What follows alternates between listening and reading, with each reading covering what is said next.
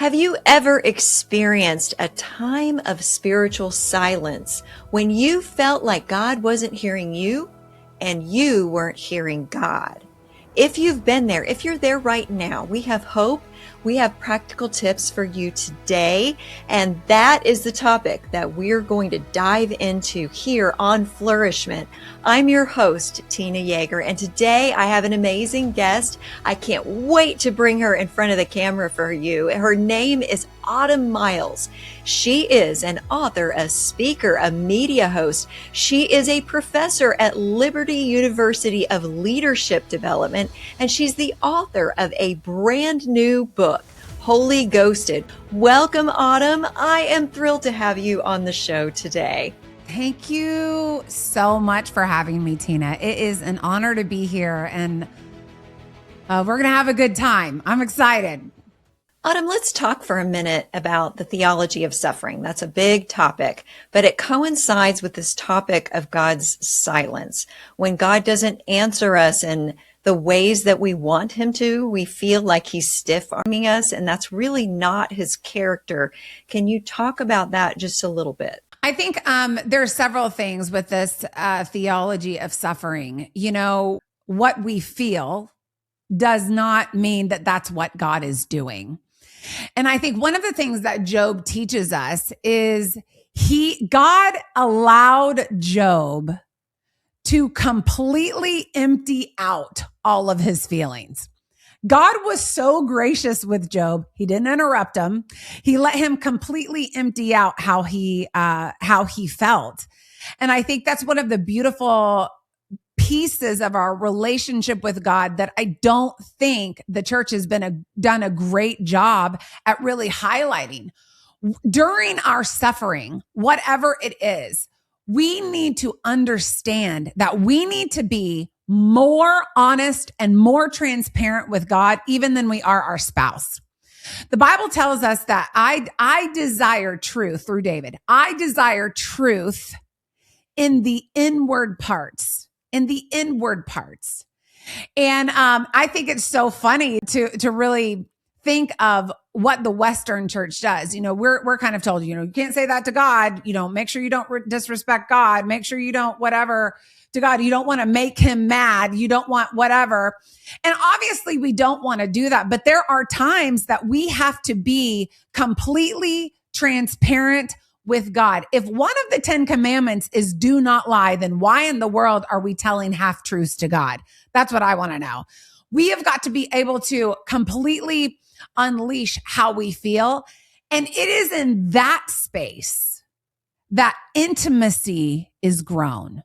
It is in truth in our inward parts that God can say, okay, I can take this from here and I can add some context into what I'm doing. And that's exactly what he did with Job. Job talked for 38 chapters. Job and his friends had conversations for 38 chapters. And then chapter 37, he ran out of stuff to say. He was done.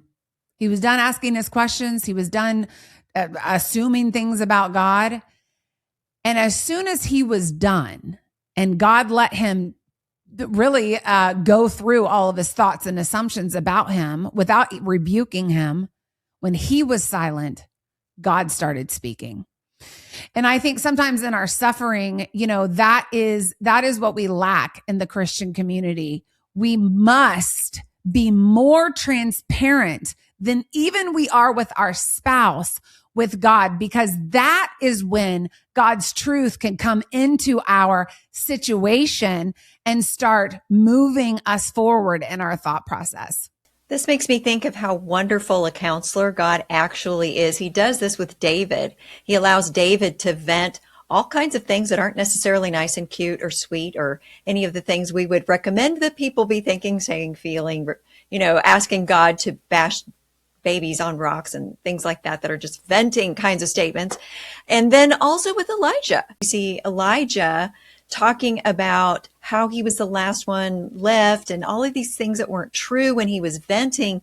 But the Lord asked him multiple times to vent. He invited Elijah to vent, even though what Elijah was saying was not factual. It was what he was feeling.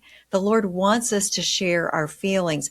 And then Jesus on the cross as well experiences this moment where he feels distant and forsaken by God. Why have you forsaken me? So he can empathize with us in that space of feeling distant. Can you talk about Jesus as an empathetic sufferer with us, for us, and even before us?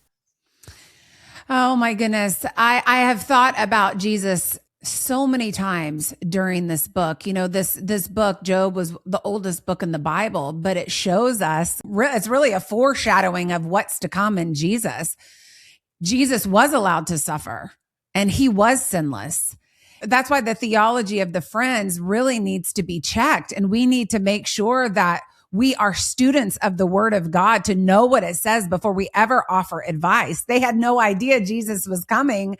But they also didn't know a lot about God to assume that God wouldn't allow suffering to someone that was innocent. So here Job is, this oldest book in the Bible, which is widely accepted by biblical scholars everywhere.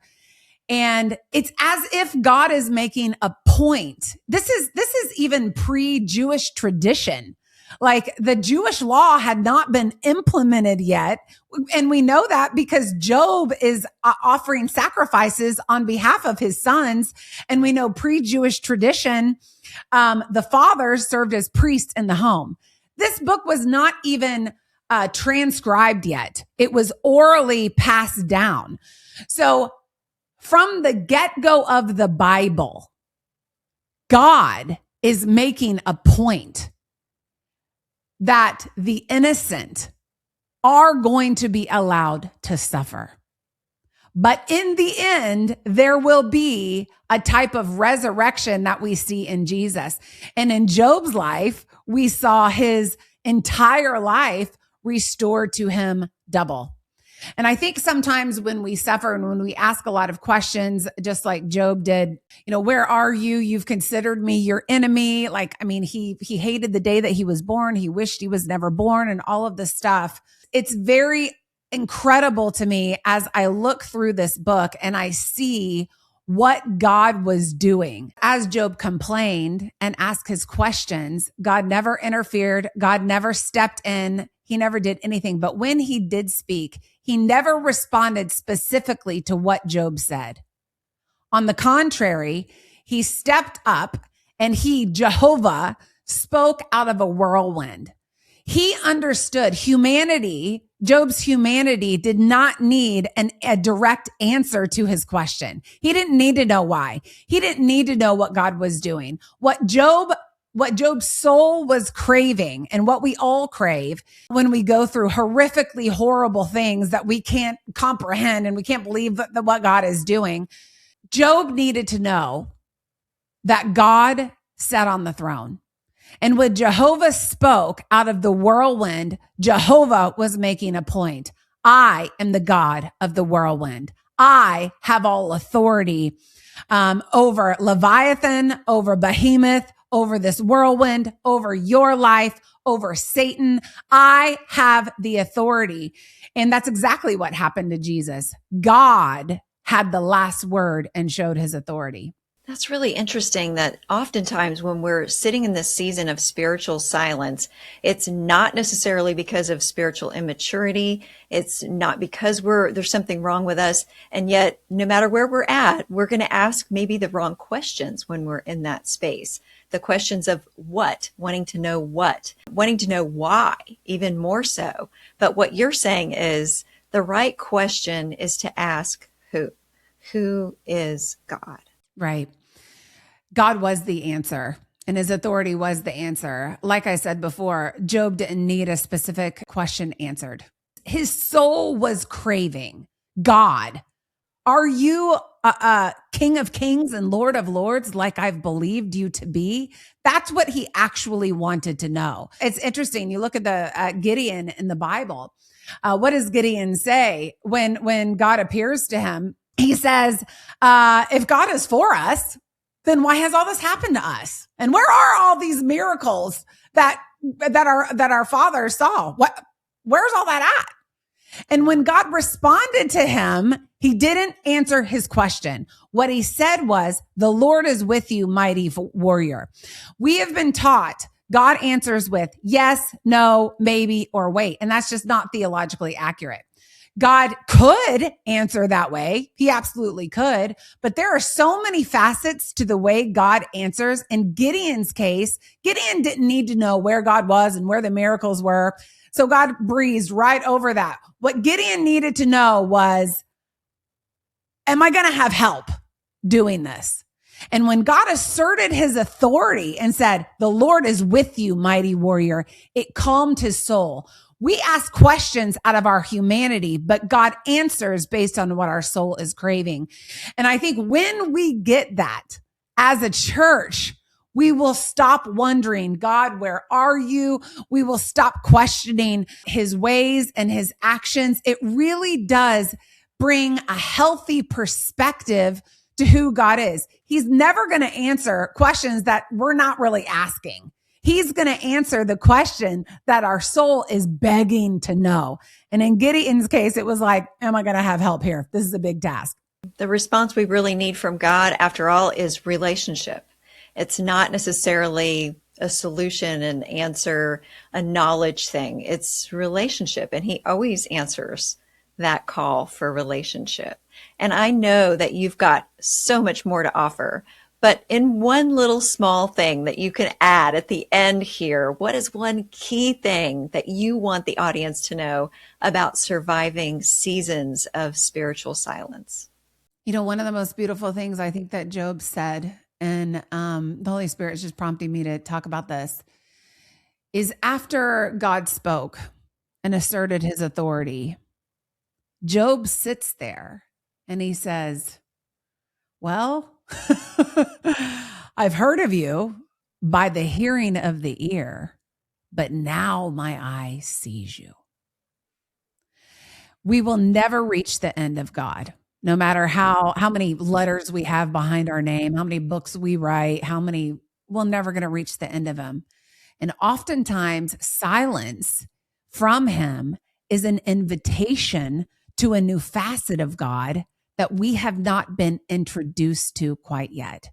And so I would say to your audience, if they're sitting there and they're in a season of silence, a frustrating silence, that silence will end. And when it does, I truly believe, like I have in my own life, that they will be introduced to a new facet of God that they hadn't seen quite yet.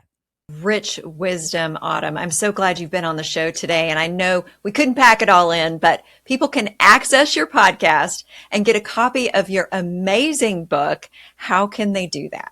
You can go to autumnmiles.com for the podcast or get it wherever you get your podcast. There's lots of different places out there.